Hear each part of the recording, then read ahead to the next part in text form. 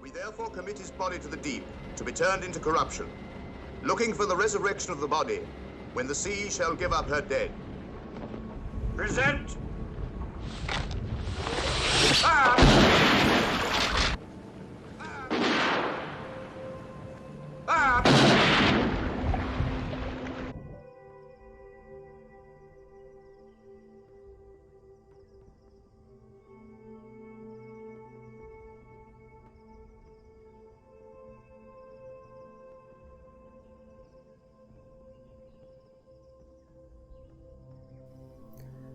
Full fathom 5 thy father lies, of his bones are coral made.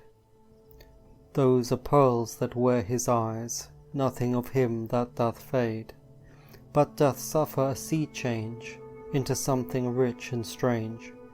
Sea nymphs hourly ring his knell, ding dong, hark, now I hear them, ding dong bell. And again. Full fathom 5 thy father lies, of his bones are coral made.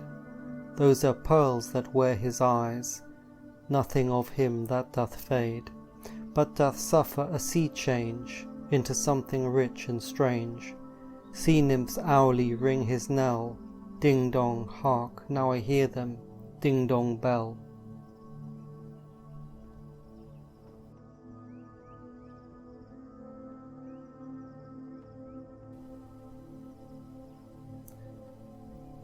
When a burial is made at sea, and the body pushed over the side, it will float unless it goes down deep, beyond 6 fathoms, about 10 meters. Beyond that point it sinks and falls all the way to the bottom, but above that it rises to the surface again. It must be buried deep. Shakespeare says full fathom 5. The 5 must be pushed full fathom to reach the 6th. Do you see?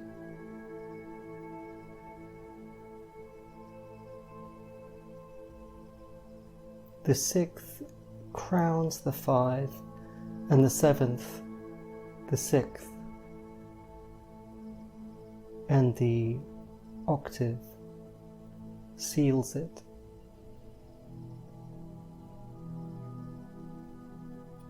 A yard of ale and a fathom of the deep, a murder of crows. These words live with the Spirit. And just like prayers in the church are said in a certain way, with a certain feeling that is passed down with the words, so are these ancient units of measurement.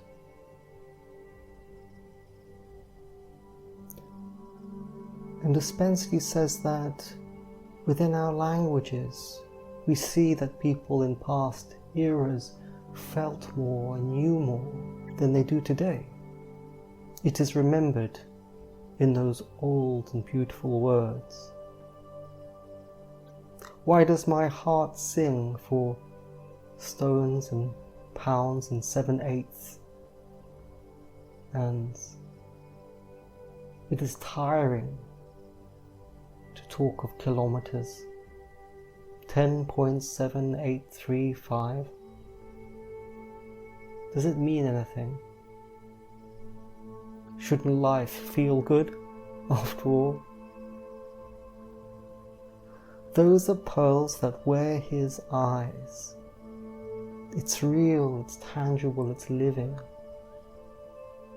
Like picking up the fertile earth and rubbing it through your fingers and smearing it on your face so that you are alive.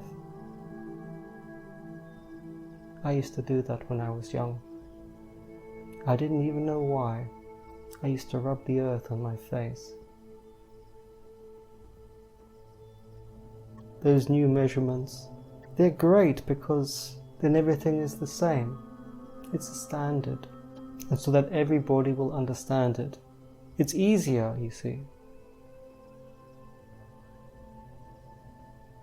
But is life meant to be easy? Do good things come easily? Is the life of a raven easy? These birds, these little creatures, they preen their feathers, they stretch their wings, and they know their life. They know their wings. They know them well.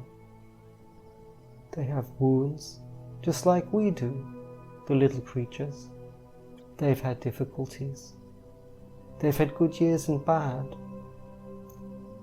A channel of cracks, of fault lines, of moments, of tears even. That is a life. It is not universal, standardized. It is not easy.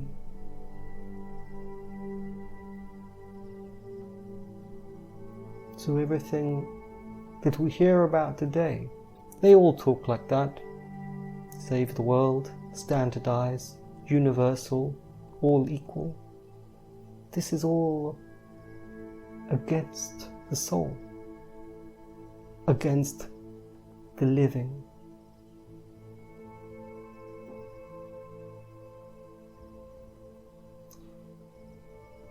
The storms of our society are so brutal and deafening these days that they have replaced the minds of men, and in some, the hearts too, as if the top half of that person has been vaporized and in its place is the blowing gale. And in others it has gone down even to the lower story, so even there they don't know who they are. The gale is beating, and we must cling on, being taught by the little creatures who live and die, holding on to life and trumpeting their song at sunrise, and never knowing any other kind of life than a life of courage, which is joy. Let's hear from Ouspensky in A New Model of the Universe. There are truths, he says, which have attained such an age that they have really outlived themselves. And when a truth becomes as old as this, it is on the best way to become a lie. Yes, you may believe me or not, but truths are not such long-lived Methuselahs as people imagine them to be. A normally constructed truth lives as a rule, let us say, 15, 16, at the most 20 years, seldom longer. But such aging truths become terribly lean and tough, and the majority, having first of all been created by them, later recommends them to humanity as healthy spiritual food. But I can assure you there is not much nourishment in such food. I must speak about this as a doctor. All the truths belonging to the majority are like ancient rancid bacon or like rotten green ham, and from them comes all the moral scurvy which is eating itself into the life of the people around us. The idea of the degeneration of accepted truths cannot be expressed better. Truths that become old become decrepit and unreliable. Sometimes they may be kept going artificially for a certain time, but there is no life in them. This explains why reverting to old ideas when people become disappointed in new ideas does not help much. Ideas can be too old. But in other cases, old ideas may be more psychological than the new. New ideas can just as easily be too logical and therefore defective. We can see many curious examples of the conflict between psychological and logical thinking, which then of necessity becomes defective, in various intellectual reforms of old habits and customs. Take, for instance, reforms in weights and measures. Weights and measures which have been created through the centuries and which are different in different countries, appear at the first glance to have taken one or another form by chance, and to be too complicated. But in reality they are always based on one definite principle.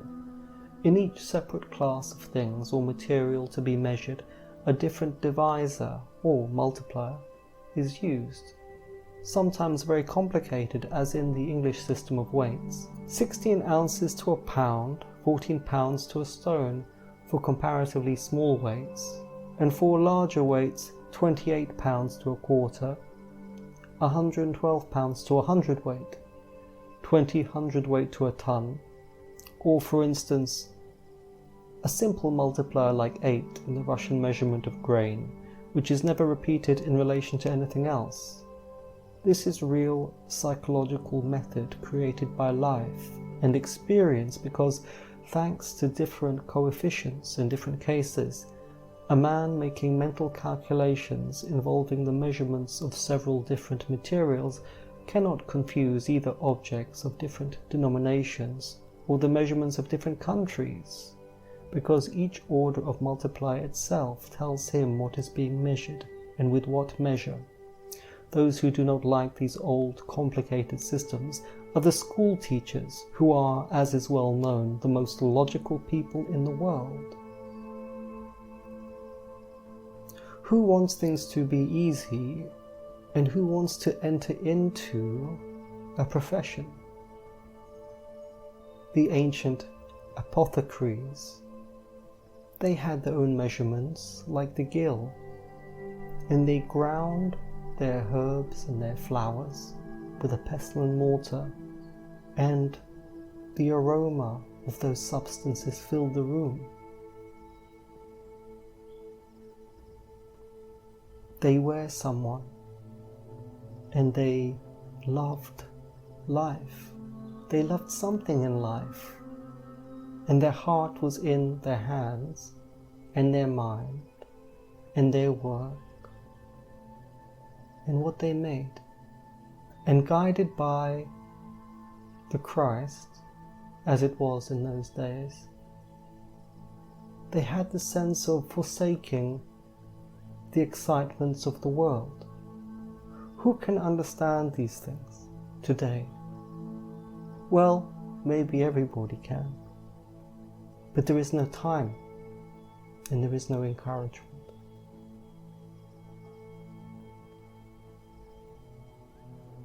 Ouspensky says, different weights and measures seem to be unnecessarily confusing. In 1793, the Convention decided to replace the existing French measures by one natural measure. After lengthy and complicated scientific activity and research, such a measure was acknowledged as being 1/10,000,000th of 1/4 part of the Earth's meridian, which was called a meter. There is no direct proof of it, but I am sure that the idea of a natural measure and the metric system was born in the minds of teachers of arithmetic, because it is so much easier to divide and multiply everything by 10, having done away with all other divisors and multipliers. But for all ordinary necessities of life, the metric system of weights and measures is far less practical than the old system, and it weakens to a considerable degree a man's ability to make simple mental calculations, which is very marked in countries where the metric system has been adopted. Everyone who has ever been in France remembers the French shopkeeper's pencil and paper, on which is often written 5 + 5 = 10. But there are very few who know that this is one of the conquests of the great French Revolution. If we look at a metric number, 25.36957, what is it related to? Nothing. There are no quarters and eighths. In eighth is a relation. It is a feeling of proportion. This amount is 1/8 of the whole. It connects you to the wholeness of things. Whereas the metric numbers are like an atomization, chopping things up into tiny pieces. So there are no relations. and the feeling you get from a yard of ale,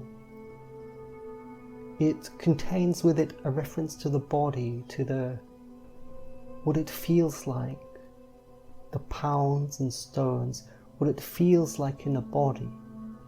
It means that the numbers are entwined with the moving center and with your people, the spirit of your people. So the traditional units contain within them the law of three, or the trimezzicamnum, the three centers, and people who use it feel good because everything inside them is working as it should. Whereas the metric system, which came in with the French Revolution, is part of a man where a storm has taken place of the mind, and they live for the excitement of the storm, doing more faster, but with no meaning, rushing around. Now let's move to Gurdjieff, because he says something even more interesting about the metric system. The 7 fundamental tones of the octave express the law of 7. Adding to it the do of the next octave, that is to say the crowning of the process, gives the 8th step.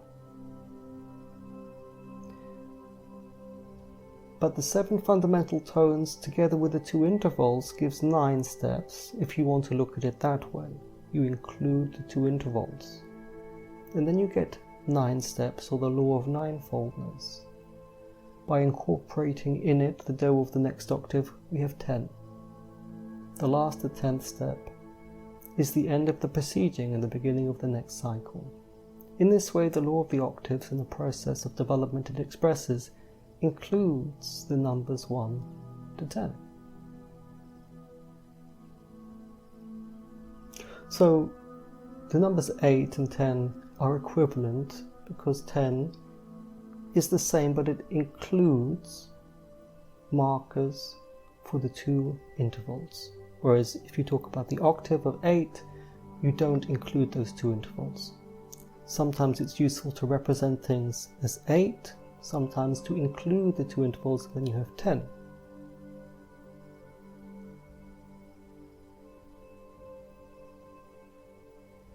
Each one of these systems can serve as a means for transmitting the idea of unity, but in the hands of the incompetent and the ignorant, however, the same symbol becomes an instrument of delusion.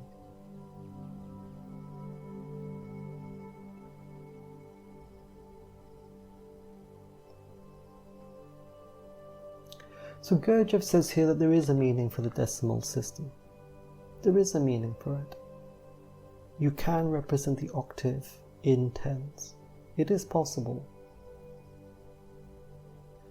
But in the same way that perhaps it would be possible to have a kind of holy feeling within the decimal system. But in the same way that today people talk about saving the world, but it is all hollow words that never materialize. They are echoing the words of the Christ, but without substance. And that seems to be how mankind works. The echoes of the real, of the gold, cascade down the generations and the centuries. And at each step, it's not gold anymore, it's silver, or lead, or wood, or stone. 10 can be a holy number, but using any system on its own does not necessarily mean that you are inside the system, that you feel the heart of it, that there is a living energy in its understanding. We have to look beyond appearances, always. The appearances create a stability, just like the words of a Christian prayer. They give you a form and structure, they hold something, but yet they won't hold it forever. And when you read those lines, you, being a living being, have to add in the shockwave of those feelings that you have learned to add to the words to make the magic happen. I want to add in one last part from Ouspensky. He says, exactly the same thing takes place in attempts to change the old orthography. All orthographies must certainly be adapted to new requirements, let us say once in 100 years, and this takes place of itself in a natural way. But violent reforms in the introduction of so-called phonetic spelling, only so-called because real phonetic spelling is impossible in any language, generally upsets the entire trend of the normal development of a language, and very soon people begin to write in different ways and then to pronounce in different ways, that is, to adapt pronunciation to the new spelling. Ouspensky was a learned and sensitive man, and in the era we live in today, where old books are disappearing, we are indeed fortunate to have the words and the wisdom and the canon of the fourth way with us. You are fortunate if you have found your way to these people. And Ouspensky says that phonetic spelling is only so called because real phonetic spelling is impossible in any language. Phonetic spelling is spelling by the sound, cow, cow. This is what people are trying to do these days in the West. They want to, once again, abstract words from the reality. They do not like the reality of cows. They do not like the smell of cows or the feel of cows or going to a farm. They like to be school teachers who touch nothing and change everything. But I was interested that he said that it's impossible to have a real phonetic spelling because actually what is transmitted, what you call the pronunciation of words, full fathom 5, thy father lies. There is a transmission of inner meaning, in inner vibration, to fathom the gist, to enter deep into the ocean, to soak up in the feelings and the mystery.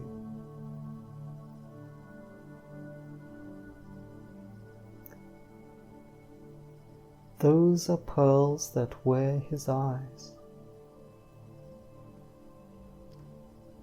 Come down into the ocean with me.